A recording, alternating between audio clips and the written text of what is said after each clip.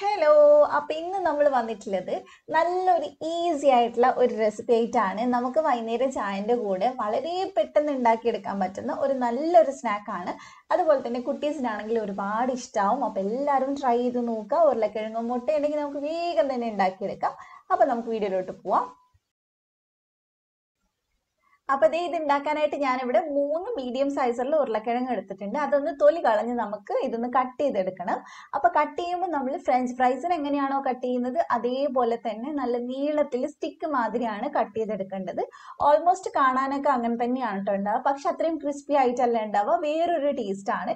അപ്പോൾ ഈ ഒരു ഇതിലാണ് നമ്മൾ കട്ട് ചെയ്തെടുക്കുന്നത്. അപ്പോൾ എല്ലാം നമുക്ക് വേഗം ഒന്ന് കട്ട് ചെയ്തെടുക്കാം. നമുക്ക് പെട്ടെന്ന് തന്നെ ഇത് ഉണ്ടാക്കിയെടുക്കാൻ പറ്റും കേട്ടോ. ഒത്തിരി നേരമൊന്നും വേണ്ട, അത്രയും സിമ്പിൾ ആണ് ചെയ്യാൻ. അപ്പോൾ എല്ലാം ഞാൻ കട്ട് ചെയ്തെടുത്തിട്ടുണ്ട്. ഇനി നമുക്കിത് നന്നായിട്ടൊന്ന് കഴുകിയെടുക്കണം. അപ്പോൾ കുറച്ച് വെള്ളം ഒഴിച്ചിട്ട് നമുക്ക് കഴുകിയെടുക്കാം. സാധാരണ നമ്മൾ ഫ്രഞ്ച് ഫ്രൈസ് ഉണ്ടാക്കുമ്പോൾ ഒത്തിരി കഴുകിയെടുക്കണം. പക്ഷെ ഇത് അത്രയൊന്നും ചെയ്യണ്ട. ഒറ്റ തവണ നല്ലോണം വെള്ളത്തിലൊന്ന് കഴുകിയിട്ടൊന്ന് തിരുമ്മി കഴുകിയെടുത്താൽ മതി. അതിൻ്റെ ആ ഒരു കൊഴുപ്പൊക്കെ ഒന്ന് പോയി കിട്ടാൻ വേണ്ടിയിട്ടാണ്. അപ്പൊ നന്നായിട്ട് നമുക്ക് കഴുകിയിട്ട് ഇതൊരു അരിപ്പയിൽ ഇട്ടിട്ട് ഇതിന്റെ വെള്ളം വാരാൻ വേണ്ടി വെക്കണം. വെള്ളം പോയതിന് ശേഷം മാത്രമേ നമ്മൾ അടുത്ത സ്റ്റെപ്പ് ചെയ്യണുള്ളൂ. അപ്പൊ ഞാൻ വെള്ളമൊക്കെ കളഞ്ഞെടുത്തിട്ടുണ്ട്. അതിനുശേഷം ഒരു ടിഷ്യൂ പേപ്പറിലോ അല്ലെ ഒരു കോട്ടൺ ടവലിലോ ഇട്ട് കൊടുക്കുക.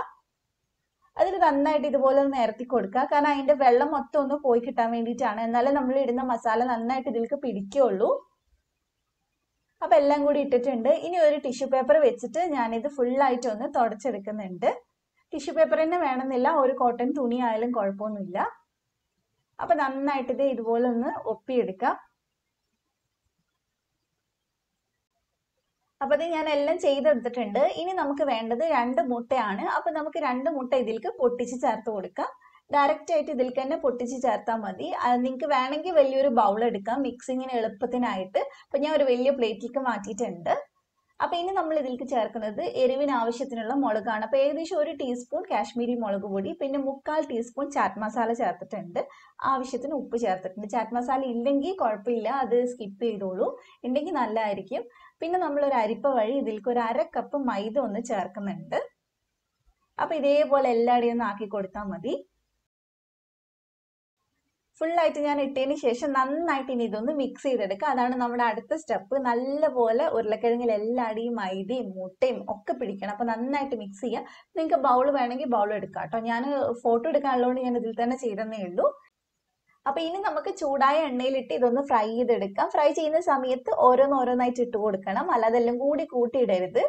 പിന്നെ അതേപോലെ തന്നെ നമ്മൾ ലോ ടു മീഡിയം ഫ്ലെയിമിൽ വെച്ചിട്ട് ഫ്രൈ ചെയ്യാൻ നോക്കുക. കാരണം ഉരുളക്കിഴങ്ങ് ഒന്ന് വെന്ത് കിട്ടാനുള്ളതാണ്. അപ്പൊ അതിനുള്ള സമയം കൊടുക്കണം. അപ്പൊ എല്ലാം കൂടി ഇതേ ഞാൻ ഇട്ട് കൊടുത്തിട്ടുണ്ട്. ഇനി നമുക്ക് ഇതൊന്ന് 2 സൈഡും തിരിച്ചും മറിച്ചിട്ടിട്ടൊന്ന് ഫ്രൈ ചെയ്തെടുക്കണം.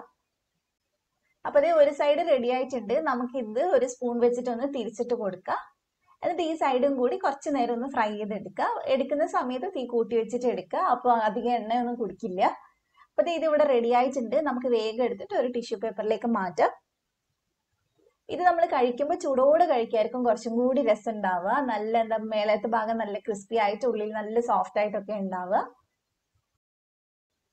അപ്പൊ ഇതാണ് നമ്മുടെ സ്നാക്ക് നമ്മൾ ചെയ്തെടുത്തിട്ടുണ്ട്. നല്ല കിടുക്കനായിട്ടുള്ള ഒരു സ്നാക്കാണ്. എന്തായാലും ട്രൈ ചെയ്ത് നോക്കണേ.